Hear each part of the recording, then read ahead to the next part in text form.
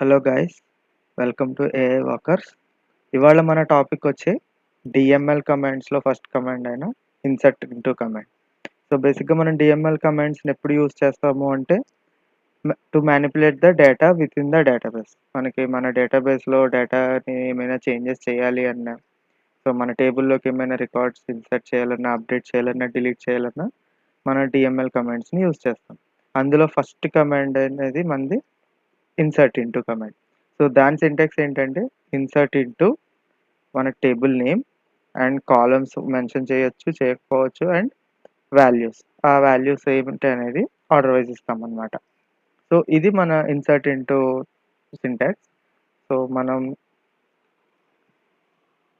First మనకి ఒక టేబుల్ని create చేసి ఆ టేబుల్లోకి వాల్యూస్ని ఇన్సర్ట్ చేద్దాం. సో మనకి suppose Telugu film industry TFI అనే డేటాబేస్ ఉందనుకోండి.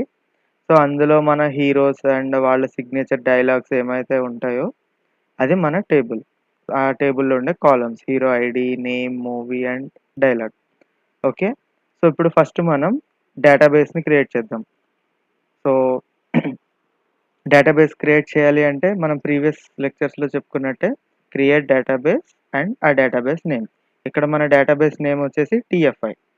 సో దీన్ని మనం ఎగ్జిక్యూట్ చేస్తే దెన్ ఇప్పుడు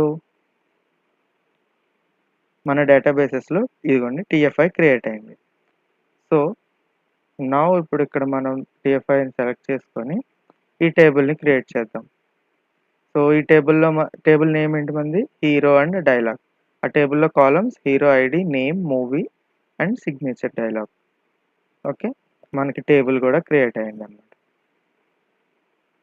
సో ఇప్పుడు ఈ టేబుల్లోకి వెళ్ళి చెక్ చేస్తే ఇదిగోండి మనకి హీరో అండ్ డైలాగ్ అనే టేబుల్ అనేది క్రియేట్ అయింది. ఇప్పుడు ఇందులోకి మనం వాల్యూస్ని ఇన్సర్ట్ చేద్దాం. సో మన ఇన్సర్ట్ సింటాక్స్ ఏంటి, insert into table name hero and dialogue. Okay, ఇక్కడ మనం కాలమ్ నేమ్స్ ఇవ్వచ్చు అనమాట. Hero ID, name, movie and signature dialogue. Okay, so column names ఇచ్చాం. ఇప్పుడు వాటికి మనం వాల్యూస్ని పాస్ చేయాలి. సో ఆ వాల్యూస్లో మనకి హీరో ఐడి ఫస్ట్ ఐడి ఏంటి 1, hero name Rajinikanth. Okay, and movie వచ్చి నరసింహ. సో మనకి నరసింహ మూవీలో రజనీకాంత్ చెప్పే ఫేమస్ డైలాగ్ ఏంటది, నా దారి రహదారి అంటాడు కదా. సో దాన్ని మనం మై వే హైవే అని రాద్దాం. ఓకే, నెక్స్ట్ ఇంకొక హీరోది ఎవరిదన్నా. సో రీసెంట్గా మన సెన్సేషన్ మూవీ, దాని hero Allu Arjun. Okay, then ఆ మూవీ నేమ్ మీకు తెలుసు కదా, పుష్ప ద రైస్. ఇప్పుడు వచ్చింది రూల్ అనుకోండి. So part 1 the rise. Okay, so ఇందులో మన ఫేమస్ డైలాగ్ ఏంటది, తగ్గేదేలే. ఇదే కదా, తగ్గేదేలే. ఓకే, నెక్స్ట్ ఇంకొక హీరో ఎవరిది ఎంటర్ చేద్దాం. సపోజ్ ప్రభాస్ తీసుకుందాం.